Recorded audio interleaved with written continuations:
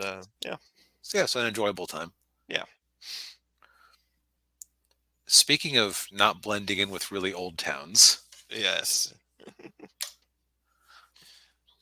the spookiest movie of 2023, Not A really, but Haunting in yeah. Venice. Yes, with Hercule Poirot. Yes. So, I had never actually seen any of these Poirot movies. S- Well, the other Poirot movies are very similar to this one. The setups are basically the same. You've got Poirot with a group of people in a area, in a confined area, and there's been a murder, and someone in the group is a murderer, and Poirot has to find out who the murderer is. Right, so it's a classic locked door mystery. Yes. Um, and I will say, um, this movie wasn't as good as Murder on the Orient Express, but it was better than Death on the Nile. Death on the Nile was terrible. That's what I've heard from everybody who's actually seen it. Yeah. Um, but this one, yeah. So what's interesting too is I think those first two were in the 1930s, and then this one is in 1947. So it's post World War II. So let me ask you something. Are any of these characters recurring? There's only one who I think could possibly be. None of them were not from this movie. Yeah, Poirot is the only character who's from the other two movies that's in this one. Okay, because I could have maybe seen Tina Fey's character being a recurring character. Yeah, I think there was kind of a similar character to her in Death on the Nile, Hmm. but yeah, but yeah. So this movie picks up, like I said, 1947. So a couple of years after World War II, and Poirot is essentially retired from his life of solving crime, and he's just kind of living a very quiet life in Venice until Tina Fey's character shows up, and she's kind of like, Ariadne Oliver. yes, A name that's designed to make dyslexics think, wait, Adrian? yeah, No, yeah, Ariadne. Ariadne, yeah, and she's basically the stand-in for Agatha Christie. Okay, I got that. I was Yeah, wondering if that was intentional. yeah. And she tells Poirot, Uh, so it's like her character, she is a mystery writer, or right, she's who her last four books have underperformed. yes, and so yeah, so she needs a hit, and she gets invited to a séance, which is being held at an old orphanage in Venice, which is of course also hosting a Halloween party for a bunch of orphan kids. Um, and The reason for this is because the woman who owns the house, which is of course the on the far right, Far left. or far left. Sorry, yeah, no, not definitely not far right.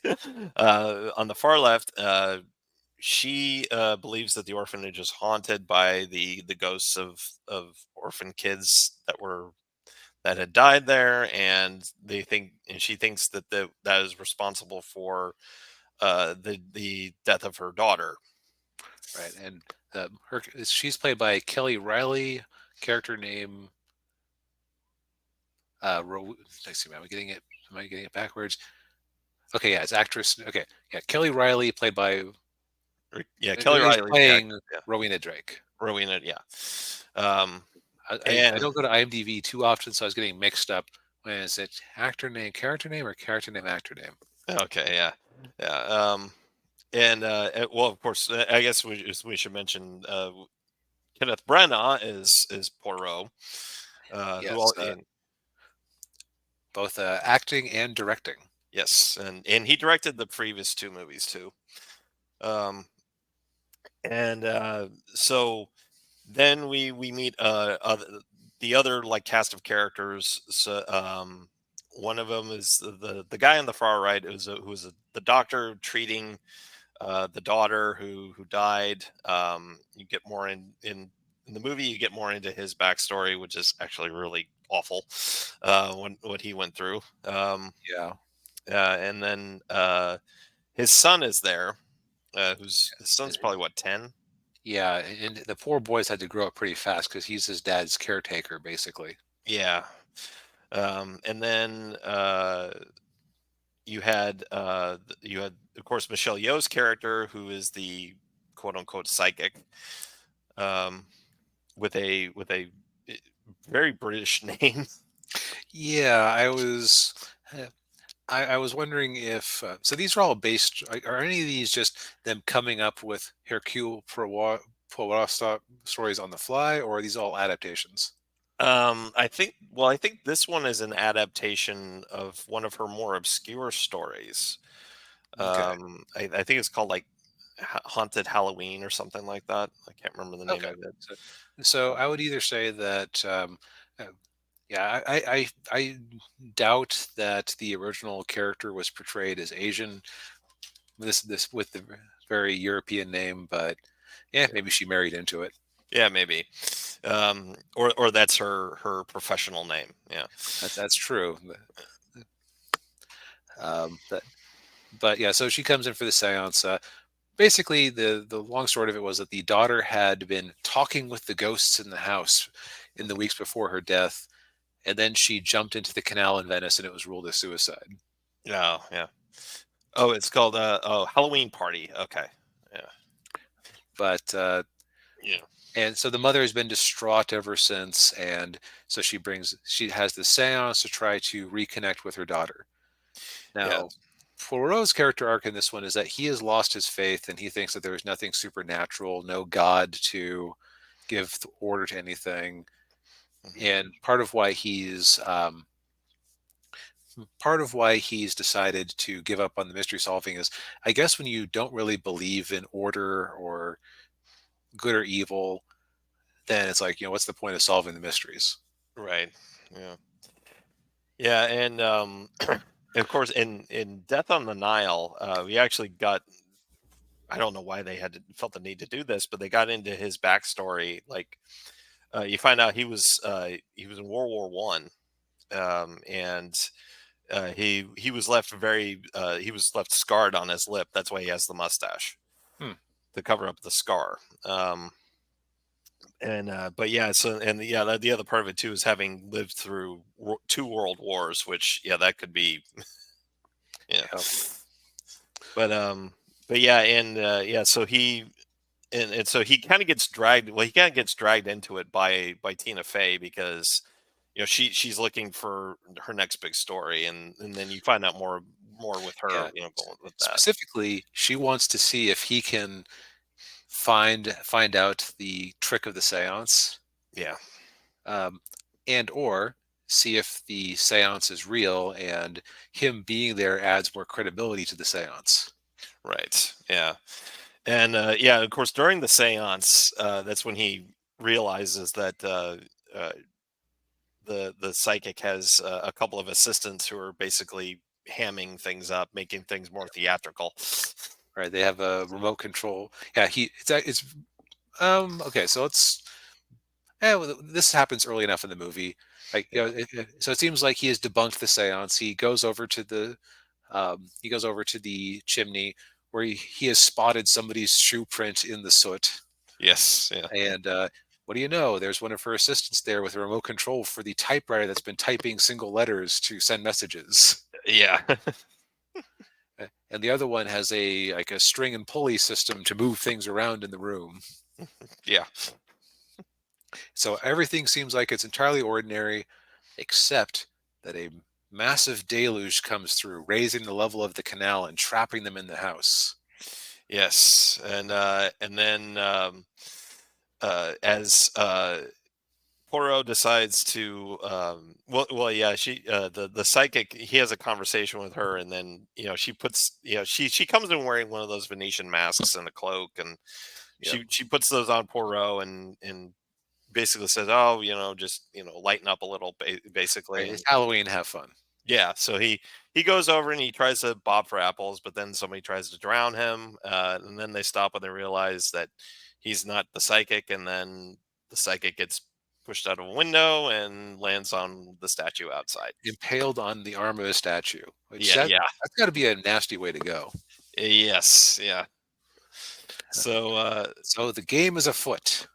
yes, and so as per usual with the Poirot mystery, he goes around and talks to everybody in the house, trying to find out where they were at the time, and then deduce, what's what with all of them, and if they were the killer or not. You know, so non-spoiler thoughts. I would say that the mystery holds together pretty well. Yeah, There are some interesting red herrings that I kept expecting to pay off that didn't, so that makes them good red herrings. yeah, yes, Um, the source of the supernatural stuff is pretty believable, yeah, and I would say it's pretty reasonably satisfying how everything fits together. yeah. I didn't really have any problems with it logically.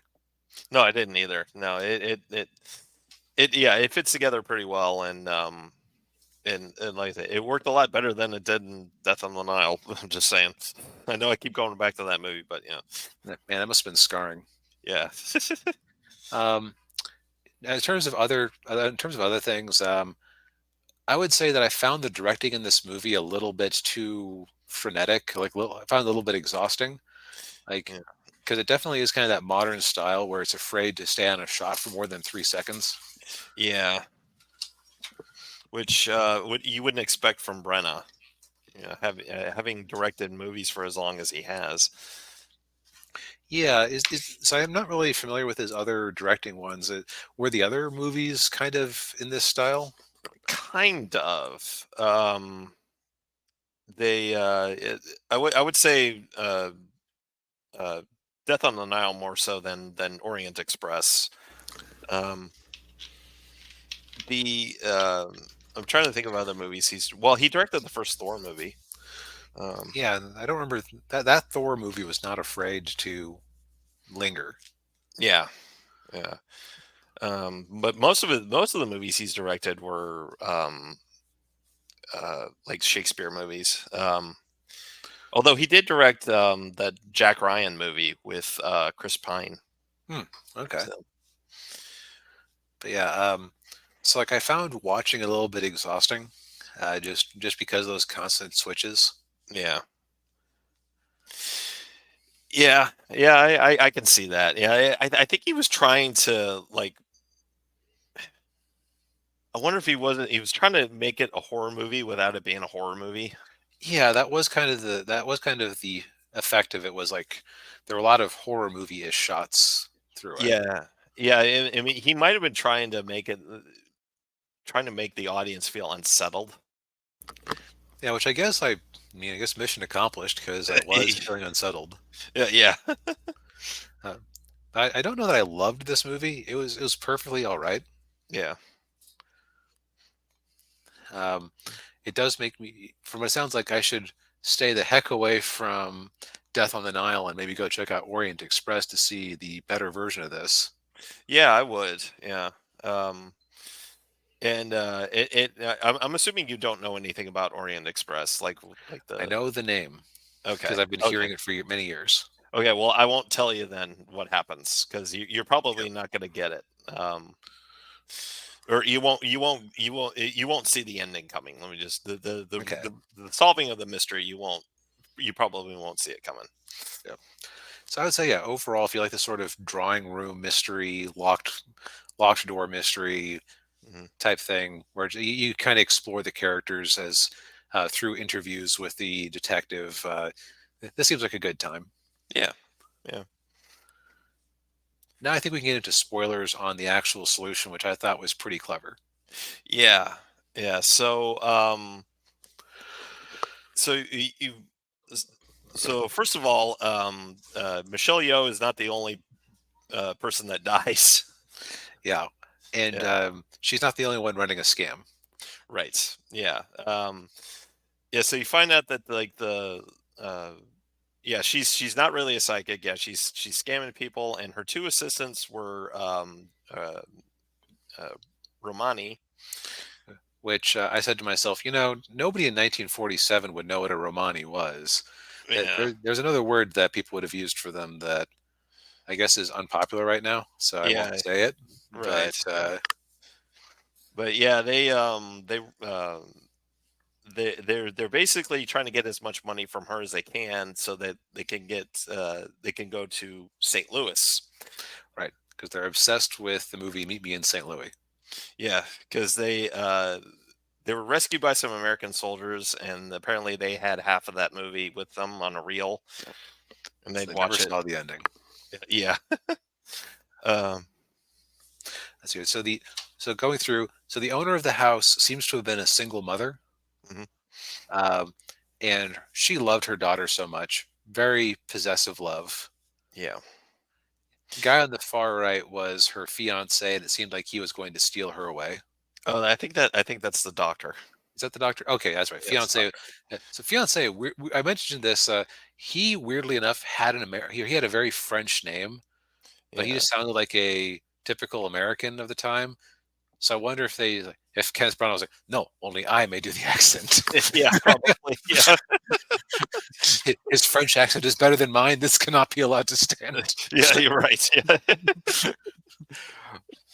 But regardless, um, so they were due to be married, and suddenly the daughter fell ill, and it seems initially like he just moved on very quickly and just was very, he refused to come visit. Turns out, Mummy Dearest was keeping him away and making sure his letters never got to her. Right. Yes, and you find out that she was actually poisoning her daughter with a hallucinogen. Yes. And well, you have the doctor on the right. Why didn't the doctor notice? Well, because the doctor had seen certain camps from the bad guys in World War II Yes. and had been so shell shocked that his 10-year-old son often had to keep track of him. Yeah. So he was, when came back, he was told not to perform medicine, but he was a friend of the owner of the house, and so he came in to treat the daughter as a failure or a failure as a favor, Yeah. and he failed to notice the symptoms of her poisoning. Yes. Um, and so what ends up happening is the mother, the owner of the house, she's being blackmailed. Yep, just And slowly being drained of money. yes, and so one night, oh, we forgot to mention the what we serving The- servant girl, Yeah, the servant woman, maid, I the guess. maid. Yeah, the maid who is very very religious, Hmm. very ardent Catholic. Um, she one night she was the daughter was in particularly really having a particularly bad episode, and so she gives the daughter the tea with the poison honey, but she gives her too much. And Right. Well, specifically, the mother was keeping her on a very specific dosage of this stuff. right, yeah, And so the maid, not knowing that the honey was poison, gave her a second dose.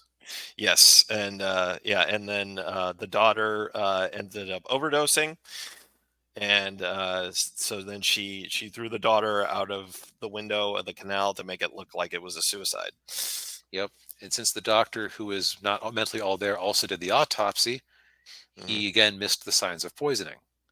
Yes, and the cop who was there left the force and became Poirot's bodyguard, and he was working with Tina Fey's character to basically screw with Poirot.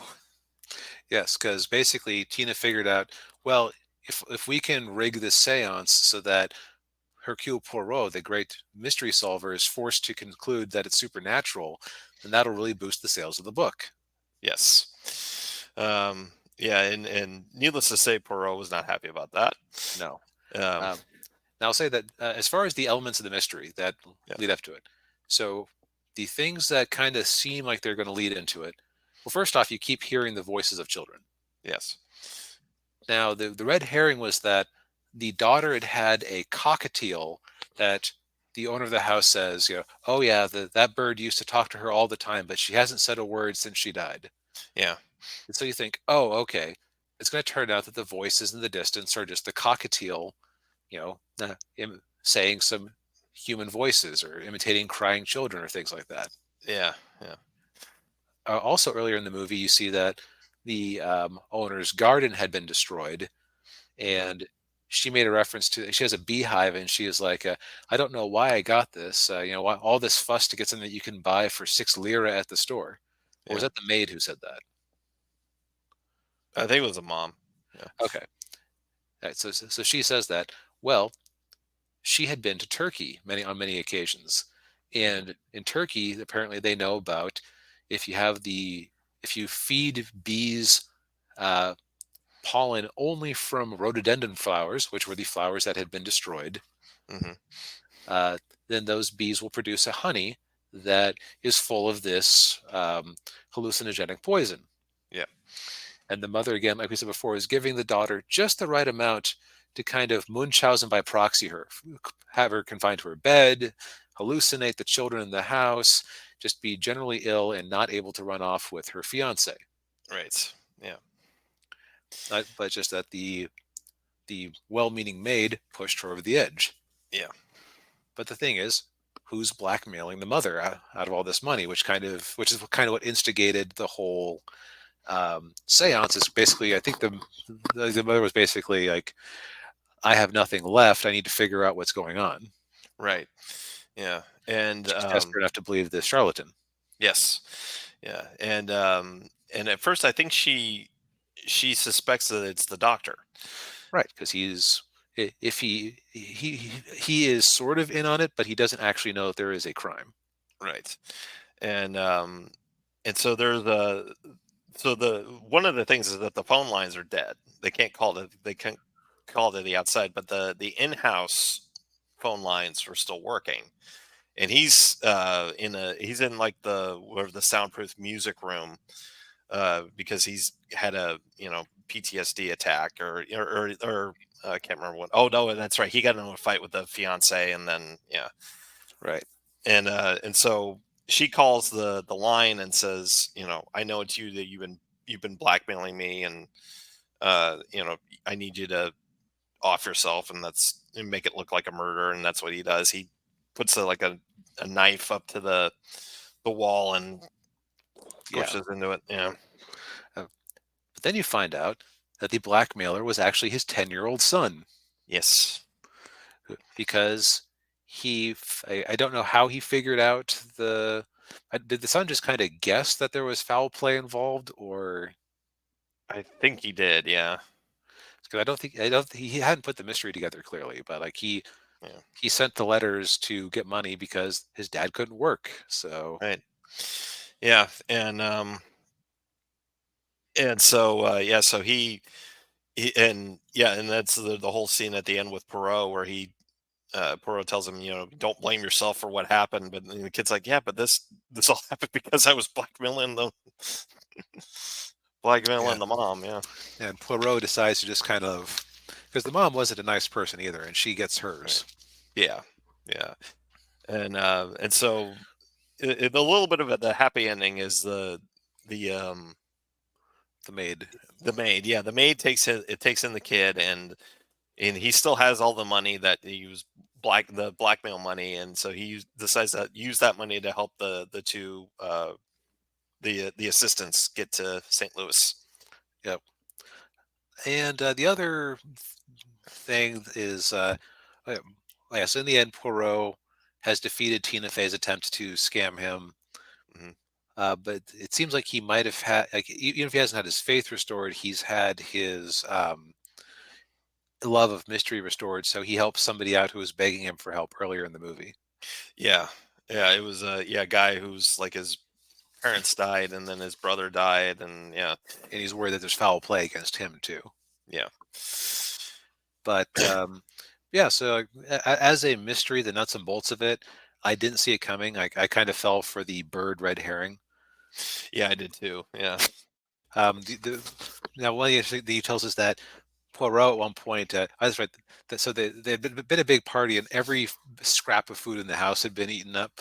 Yeah, But they yeah. found, oh yeah, we found some honey in your closet, Yeah. and it was that poisoned honey. And so Poirot has a little bit of it, and so he keeps seeing things and hearing the children and everything.